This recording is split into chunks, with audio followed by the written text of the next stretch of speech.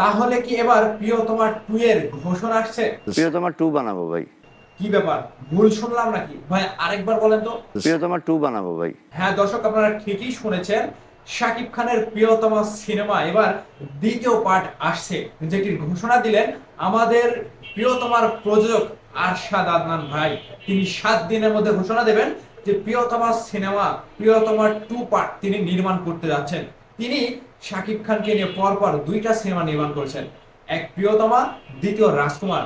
এবং প্রিয়তমার থেকে রাজকুমার খুব বেশি ব্যবসা দিতে না পারলেও প্রযোজক আরশাদ আদনান ভাই কিন্তু হতাশ হয়নি। তিনি প্রথম অবস্থাতে কথা দিয়েছিল শাকিব খানকে নিয়ে পাঁচটি সিনেমায় কাজ করবেন। তিনি সেই ধারাতেই চলছে। শাকিব খানের সিনেমা দিয়ে তিনি লস হোক, শাকিব খানের সিনেমা দিয়ে তার লাভ হোক, তিনি শাকিব খানকে দিয়ে পাঁচটি সিনেমা নির্মাণ করার পরেই দম নেবে। এখান থেকে প্রযোজক আরশাদ আদনান ভাইকে আমি সাধুবাদ জানাচ্ছি যে শাকিব খানের প্রিয়তমা সিনেমাটি যে ব্যবসা তাকে দিয়েছিল, হিউজ পরিমাণ ব্যবসা দেওয়ার পরে রাজকুমার কিন্তু তিনি সেভাবে নির্মাণ করতে চেয়েছিলেন, কিন্তু রাজকুমার আশা অনুরূপ ব্যবসা দিতে না পারার কারণেও তিনি কিন্তু থেমে যায়নি। অনেকে বলছে রাজকুমার ব্যবসা দেয়নি, রাজকুমার সিনেমাটি লস খেয়েছে, কিন্তু প্রযোজক আরশাদ আদনান ভাই আজকে ক্লিয়ার করলেন আমি তো লস খাইনি, আমি তো প্রফিট নিয়েই বসে আছি। তাহলে শাকিব খানকে নিয়ে সিনেমা নির্মাণ করবো না কেন? ভক্তরা সবসময় চাচ্ছে শাকিব খানের নতুন নতুন সিনেমা, আর বাংলাদেশে এখন পর্যন্ত কোনো সিনেমার নায়ক নাই যাকে নিয়ে আপনি সিনেমা তৈরি করলে লাভবান হবেন একমাত্র শাকিব খান ব্যতীত। তো এই জায়গা থেকে প্রযোজক আরশাদ আদনান ভাই চাচ্ছে যে বছরে তিনি আরো 2টা সিনেমা নির্মাণ করবেন আগামী রোজার ঈদের জন্য এবং আগামী পহেলা বৈশাখের জন্য শাকিব খানকে দিয়ে তিনি 2টি সিনেমা নির্মাণ করবেন। জানা গিয়েছে প্রিয়তমা 2 এ নায়িকার বিষয়টি তিনি যেটা বললেন যে শাকিব খানের সাথে এর আগে তিনি কাজ করেননি, তবে যেটাই থাকবে নতুন চমক থাকবে। আর নায়িকা হিসেবে তিনি যাকে নেবে তিনি শাকিব খানের সাথে এর আগে কোনো কাজ করেনি, বাংলাদেশের হোক কিংবা কলকাতার হোক, এর আগে শাকিব খানের সাথে কাজ করেনি, তিনি এমনটাই কিন্তু বলেছেন।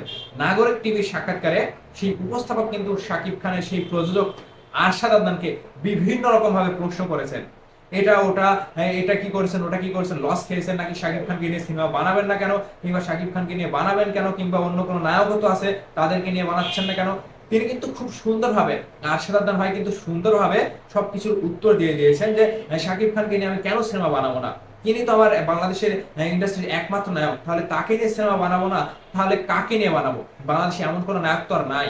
যতই লাভ হোক যতই লস হোক, একমাত্র শাকিব খানকে নিয়ে 5টি সিনেমা করার পরে কিন্তু আমি থামছি। এখানে কিন্তু আরশাদ আদনান ভাই কিন্তু সেই স্টেজে আছে যার স্টেজ, যার স্পিড এখনো কমেনি। প্রিয়তমা সেই স্পিডটা দিয়ে দিয়েছে আরশাদ আদনান ভাইয়ের মধ্যে, যে শাকিব খানকে নিয়ে সিনেমা বানাতে পারলে কি হতে পারে, কোন পর্যায়ে যেতে পারে বাংলাদেশের সিনেমা, তার একটা জলজান্ত প্রমাণ কিন্তু প্রিয়তমা এবং রাজকুমার সিনেমাটি। আপনারা যতই এখন বলবেন শাকিব খানের সিনেমা দেখবো না, শাকিব খানের সিনেমা ভালো হয় না, একই আঙ্গিকের সিনেমা তৈরি করে, আপনারা কিন্তু বসে থাকতে পারবেন না। আপনি হেটার্স হন, আপনি সিনেমা প্রেমী না হন, কিন্তু শাকিব খানের সিনেমা আপনাকে দেখতে হবে। আপনি যে জায়গা থেকে বলেন, আপনি যদি শত্রুও হন, শাকিব খানের সিনেমাটি আপনাকে দেখতে হবে। তার আরেকটি প্রমাণ হচ্ছে তুফান সিনেমাটি।